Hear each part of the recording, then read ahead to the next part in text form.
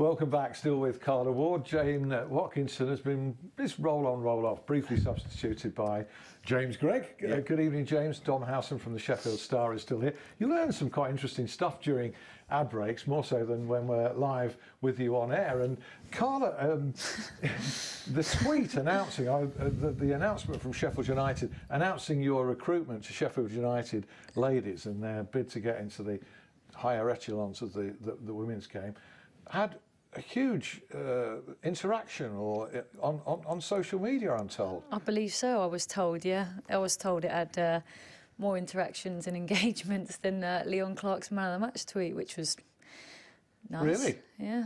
Wow. Look at that. Okay. It's women's football for you, I told you. You know, it's the way forward. So we picked the right guess, because I was thinking Leon Clark or Carla. Only one answer there. Only one answer. No, it's great to see you. And I'd like to know why you're not playing as well, not still playing, because you're in your prime as a player.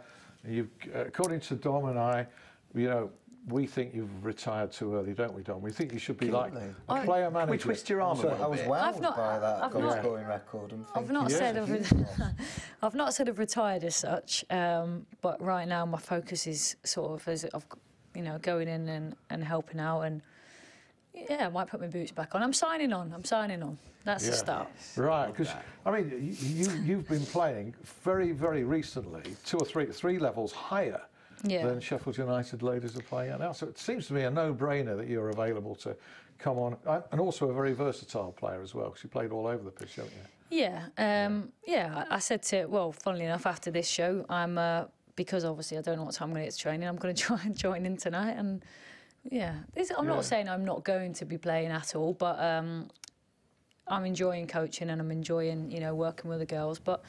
Never say never. No. Are you going to get fined for being late to training tonight? Not like last year. Fine yourself. Fine yourself. Yeah, no, yeah, fine myself. Yeah.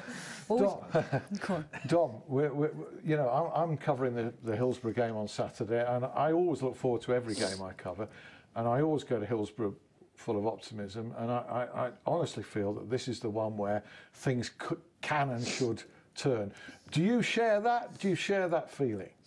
I really hope so. I just don't know what Sheffield Wednesday will turn up. That's so Jekyll and Hyde, and that's what's making them so frustrating to watch and cover at the moment. But a resounding home victory would again keep the unbeaten run going, hopefully push them closer to the playoffs, and then we're talking about maybe a feel-good factor coming back to Hillsborough. Yeah, it's not just the result, is it? It's the way that the team plays and goes about it.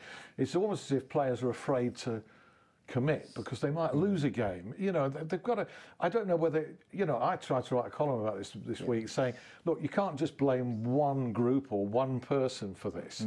They're in it together, because I can't believe Carlos Carvalho wants to see the kind of football that we're seeing at the moment. Surely we want them to remove the shackles, and we've seen in that first season. Well, last week, Alan, he tried to be bold with the team selection and made 6 changes at Reading. Did he then get the reaction he was looking for? I would suggest offensively, no. You know, it's still one shot on target again. He gave players an opportunity to impress. Stephen Fletcher, Lucas Schwau, a few others, you know, in midfield who he brought in. But they have to take the opportunity. And you know, he rotated the team. I was surprised that he named an unchanged side against Ipswich. I thought if he was going to make changes, it would be for that game, you know, in between the 3 matches in the week. But no, he made it against Reading. And you look at the 2 away games in isolation.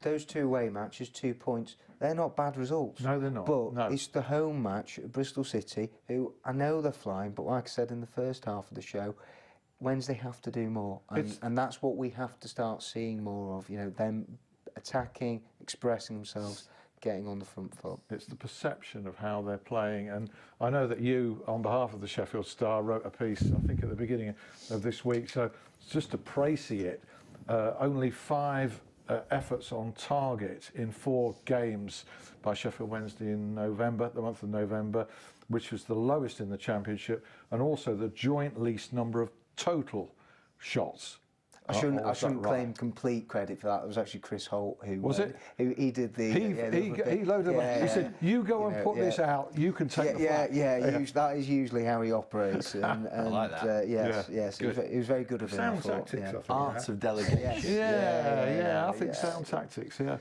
But we all know what this team can do, and we hope they do best. One or two sort of behind the scenes issues I'll come back to, Dom, on. No director of football or anybody to be employed in that guise, according to the owner, Dapon Chansiri. No January shake-up was the hint, I think, in your paper from Carlos Carvalho quite recently. Those two areas of conversation, and also specifically what Carla's role is. Oh, by the way, Lee Walshaw, yes, his Twitter account needs updating, because the reason I said that he was kind of based overseas, his Twitter account actually says he's in India at the moment or something. Yeah, I'll ask him about that tonight. He's definitely not in India. He's definitely not. He's sure. You hope not. Absolutely sure. Right. Be an imposter. Yeah. No, he's not. Okay then, James. Loads of ground to cover. Yeah, there is indeed. Yeah, we've already talked a little bit about Wednesday against Hull this weekend. Repeat of that playoff final from 2 years ago. Sorry to remind Wednesday fans of that one. George Baldock, though, he could return for Sheffield United this weekend. He could make all the difference, as well as Blades aim to get back to winning ways away at Millwall. Always a tricky place to go, actually, quite hostile and quite cagey as well on the pitch. Sunday, Sheffield United ladies at home to Burton. How can people come watch that one? So it's at Sheffield United Academy. Okay. It's 2:30 kick-off. It's usually 2, but this weekend it's 2:30. Just come on down and get involved. Spot on. Hopefully an opening win. People sort of shouting and screaming from the side. Do you know what? They actually get some good numbers, to be fair, for the league that they're playing in. They get some good numbers, so it should be good. Nice. They got a good see that following. pick up as well. 100%. Yeah, I think it will pick up. The girls are, I've been so impressed with them. They've been brilliant. So you can see why people are interested with them, and hopefully they'll be able to kick on and get to the next level. Spot on. Blades Burton then on Sunday. 3 straight defeats for Hallam FC in Northern Counties East League Division 1. Still top half. But they want to bounce back against Yorkshire Amateur away from home on Saturday. Sheffield FC at home to Gresley as well, Coach and Horses Ground, 3 p.m. kick-off. The ladies, they've got a week off before a trip to Donny Bells next Sunday. Rugby Union, Sheffield Tigers in 7th in National 2 North, narrow loss to Chester last weekend. Quite a poor result, that, because Chester aren't a good team in that league. But away from home against Blaydon this Saturday. Sheffield Rugby Club, they're bottom still in that league, struggling to sort of make that step up into National 2 North. Good standard of rugby. It's sort of like League One, if you like. I wouldn't know. It's great to have 2 clubs sort of in this area, sort of driven by sort of communities and just sort of volunteers, really, trying to get the way up that rugby union ladder. They play against Leicester away from home on Saturday. Steelers next in action at the Arena on Sunday against Milton Keynes Lightning. They beat them last week, 5 p.m. face-off. Sheffield Sharks, 2 straight losses for them, but they're playing bottom of the league, Manchester Giants away from home on Sunday. Sharks safely in the top 4 at the moment, so no concerns there. And finally, local swimmers Max Litchfield and Ellie Faulkner from Sheffield, who we mentioned on this programme before, being selected to represent Team England at the Commonwealth Games, Gold Coast. Not too bad, is it? We've got a training camp as well coming up there, so they get a bit of time out there. They could go on I'm a Celebrity and be some genuine celebrities on that programme, because that's where they're filming. I know, absolutely. That programme in Queensland. I've never heard of half of them. And I reckon they'll probably know as well. And also, a father of a politician, don't get me started, and somebody who happens to be the wife of a footballer. Do not get me started on this. And to be fair, hopefully these will know, because Amir Khan... you were on there. Amir Khan didn't know that there was a female Prime Minister. No. That? Yeah. No. Well, he's, what a clown. But he might be a clown, but he's done something. Yeah, he's there by right, isn't he? Yeah. Alan, would you like to go on the show? No. This is what it sounds like to me. Isn't it? Hey, you've got a blue tick on Twitter. You're all right, and you have as well. You could both go on. You've not got a blue tick. Thomas not got a blue tick. I'm not good enough for a blue tick. It's all right, we'll sit out. We'll go to the Commonwealth Games instead. When people turn up on these shows. Sorry? I'd be okay with that, yeah. Go to watch the Gold Coast Commonwealth Games. He should have a blue tick on Twitter. Who decides? Who decides? I've no idea. Some Twitter. I don't have one. I'm not that bothered. What does it mean? Thanks, James. No worries at all. That was it. I just digressed into some... We'll let Jane come on now. She can take the flak. I can feel the heat coming off him. Yeah. Sheffield United v Birmingham was another good performance by the blade. There's a little bit of nitpicking going on by I just wanted to be. You always get that, don't you?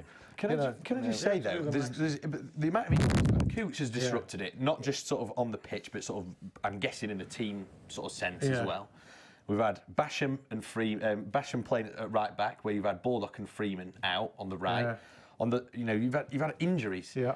Leon Clark-Granted has been like completely on the other side of the spectrum to that. He's been like Lionel Messi, that bloke. I don't know where he's found this kind of form from. It's been ridiculous. But what I'm saying is they've not really had a full strength team. Simon Moore's been injured. I know Blackman's done all right.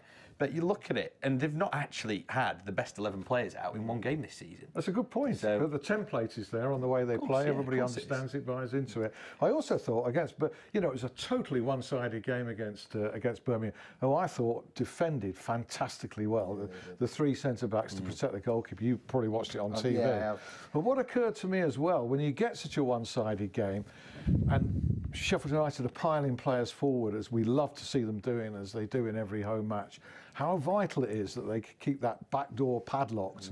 And after the blip against Fulham, how well I thought they did it, and just simply, nipped in the bud even before it even developed, or any Birmingham attack. But you've got to remember the brilliant as well. goal. Jake Wright was superb. They just how many screamers have we conceded as well? The teams can be conceding so many good goals. It seems to have been, yeah. And I'm not sure. And people are saying it was Blackman, and you think, come on, mate, it's sort of dipping all over the place from 30 yards. He got a hand on it, and it wasn't quite. But this is a good goal kick. Some of the other saves he makes suggest to me that he's a great shot stopper. Yeah, me too. Do you know what I'm fed up of? The United fans keep crying out and calling for David Brooks to start matches. And I'm just thinking, they're handling him superbly. His development, his role in the team, he can't, on form, looking from the outsider's hand, how can he possibly at the moment dislodge the front two? They are scoring so many goals, playing so well together. Mark Duffy, who, by the way, I think is the key in United's team. Been terrific this season. Well, as have most of them. But David Brooks as an impact sub, I just think that's the way to go right now. It makes perfect sense. Makes perfect sense, Dom. And yet, all I've been hearing this week has just been a clamour of why is David Brooks not starting more matches. They've gone 2 games without a win. It's like a crisis for United. And I'm thinking, jeepers. But they do need backing in January, and we're going to hear far more about that because, people are surmising that Chris Wilder already knows 1 or 2 people on Twitter who might have an inside track, sort of suggesting he's not going to get back by big money in January. I hope that turns out to be false because it's an opportunity that should be taken. If Prince Abdullah, whose opening statements at Sheffield United was to the effect of, if I'm going to make anything out of this, we've got to get this club into the Premier League. Game-changing investment. Game-changing. OK, look, £13 million or thereabout is not inconsiderable, which he put in, which got wasted. He then took a back seat. He's supposedly very interested. Well, he's represented on the board now by 2 people. And if ever there was an opportunity to push it, it's now, if he's got the resources. That will only be questioned if that doesn't happen Anyway, I know you're not involved in that. Why are you not playing then? Why are you not? Why are you not playing? I've only not played for a few weeks now. There's a potential, but what I'm coming in to do. Thanks, James. By the way, thanks. James. What I'm coming in to do. Sort of that's been my focus in the early stages, and like I said before, I'm never going to say never. I'm joining in tonight, so we'll see for sure. Yeah. All right. Okay. Well, there's an open-ended answer. I'm sensing a comeback. Yeah. I'm sensing a. So am I. What is your exact role then? I mean, you were described as assistant manager. Is it as far back as that, or are you a little bit further forward than that? Yeah, I think that's correct. Dan's obviously in the job. He's been in the job for a number of years now. He's done an unbelievable job to get them up the leagues. I think sort of it's coming in to sort of help him and also help the board with identifying potential players if they go up a level. But you know, there's a lot of talk, and there's definitely a lot of talk around the girls of, oh, is it going to be a squad overhaul? Is it? And for me, I've said to the girls, no, it shouldn't be. I mean, at Sheffield FC, you only have to look at Sheffield FC and how they've done it over the years. You know, we used to bring in sort of 3 or 4 a season, and that worked. So, you know, anyone thinking there's got to be a complete overhaul is completely false, I think. But nevertheless, you've got a pretty encyclopedic knowledge of the women's game at a high level, and so part of your brief is to get a hit list of targets and move on that front, is it? Yeah, that's something we've started to work on already, you know, and obviously identifying the current squad, sort of what we need from them between now and then. We've obviously spoken to the current squad and sort of said, look, this is where we're at.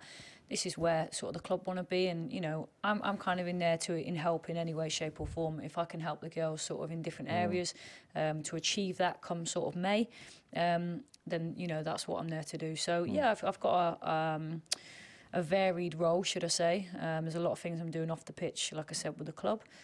So yeah, any way I can help to try and get them to the Super League, I will.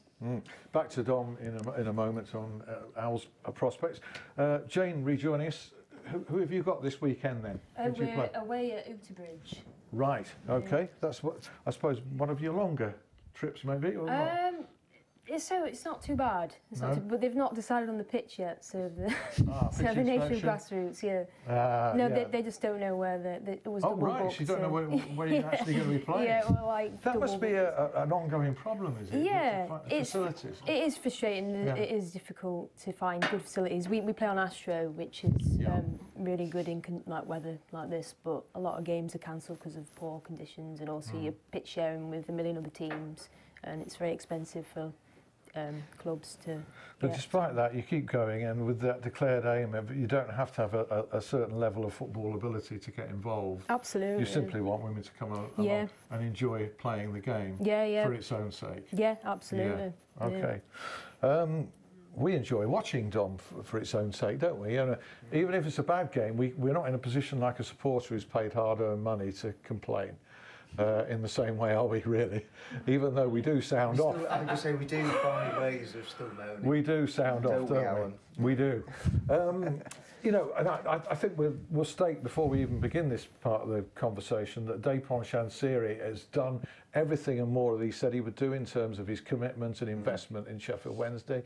Is a man that, for those who haven't met him, I see him described quite often as a dictator, which I suppose you can understand, but he's a very personable character, actually, who is, you know, for those who meet him as we have, you know, occasionally socially, you know, he's, you know, away from the club, he's what you would call an enthusiast. His heart would appear to be in the right place, can I say? I definitely, I would all say of those wholeheartedly. things. Yeah, he is. Yeah. I do think he's got the best intentions for Sheffield Wednesday. And he's trying to do what's right for the club on and off the field. And there's been a huge financial outlay, but he is as frustrated as anybody right now that the team aren't performing better. And yet he's extremely loyal to his chosen manager. Is refreshingly, in many ways, he's not like other chairmen who, when it starts to wobble and go wrong, the first thing he does is sack the manager, bring another one. He's very, very loyal to Carla. It's really hard to second guess him, and that's it. Yeah, you do have to, I think, applaud the fact that there've probably been times where other chairmen might have gone, I think it's time now to have a change and freshen things up. But he stuck by the manager, and that's who he believes in. And you know, there was that opportunity after the Huddersfield playoff defeat, where again that would maybe a time to have a clean slate and move on. But no, and you know, he stuck by Carlos, and that's why I think he's going to continue to give him as long as possible to try and turn things around. Yeah, a couple of things are noted. No director of football in one of his more recent statements, you know, a long statement. I must say I don't agree with him on that. You know, I've written a column, you know, friendly, trying to advise. I think he, honestly, he says he takes a lot of advice. I wonder if he's best placed to make the final calls on everything, and whether an experienced football person should be delegated and trusted to make the final calls. I'm with you. I think there does need to be more delegating. of jobs, of everything. I think that when it comes to final call, to take some of the pressure and the burden off himself, but you know, he is a hands-on chairman, and he said the other week he's not, but he is, and you know, whether he's in this country or he's back in Thailand, you know, he's keeping a constant eye on what's going on, you know, at Wednesday. I've actually written a column tomorrow where I am probably on the same page as him, where I don't think that director of football is the right route to go. I actually think what they need behind the scenes is a head of the football operations. Chief executive. Well, no, it's slightly different, I think, to that, because the duties are that, again, you're looking at head of football operations is where it's recruitment, it's the academy, it's the first team, but they're liaising with the manager. The manager is the man in charge of the team selection and the tactics. But that's where I think, you know, director of football, we've seen over the years that, I'm not saying it can't work, but if you put... It's a title. You know, but yeah, it's of course, it's a title. But more often than not, you're going to put an experienced man who's managed teams before. And I do think that sometimes you can get... but by putting that person in that role, that you can get that situation where it can undermine the authority of the manager. And you do often see too that when a manager is axed, who then comes in even on a caretaker basis, a director of football, to replace them, and then quite often will go on to land a permanent job. So I'm just, again, a bit of a shameless plug, but making the point of, I just think that I have seen it work, you know, at my football club, Huddersfield, head of football operations. He's admitted it finally. No, you admitted, you got it out of me last time. But I'm not saying, I just think that it's a role that is slowly coming more into football. It's similar to a sporting director. Variation on a But I mean, a chief executive, Wednesday haven't replaced since Paul Aldridge. No. But the fact is, it's been a year and a half now, and you would like to see someone, I think, come in a boardroom level to liaise between the manager and the chairman to ease the load on everybody. And taking your point, Carlos, he might be called manager, but he's not in a position to join up all the dots when it comes to ins and outs at that football club, as other managers can. I'm going to juggle this. Here, might get, you know, they can come in, can't do it. And the final point to you, we've got just over a minute left, is no January shake-up, according to Carlos Cavalli, presumably because that's what Dapon Chansiri has indicated to him, that he won't be selling players in January. It's the same message, that they're not going to sell players. I am like you, thinking that the time has come for a shake-up, and that they should be considering, if they get offers for their players, because right now, actually, they're not performing well enough, a lot of them, to warrant big bids. And so that's another thing to consider. But and saying it kind of eases any pressure of build-up on players who should be under pressure, in my view. They're being paid enough. The trouble is they're on long contracts and would be hard to shift. They're very well paid. But I think they should be under pressure for their places and for their Sheffield Wednesday futures, quite honestly, because they're not producing enough, but we know they can do. Let's see it at Hillsborough against Hull City at the weekend. It remains me to thank Carla Ward from Sheffield United, SUFC Ladies, give them a follow on Twitter. Jane Watkinson of AFC Unity, it's been great to chat to you. And as ever, Dom Howson will probably be in a couple of weeks' time, again, to arrive fashionably late. And James Gregg, of course, with his inimitable roundup. I'm off to audition for I'm a Celebrity, along with Dom Howson. One of us might go on there. YouTube later, see you next week. Bye-bye. Bye.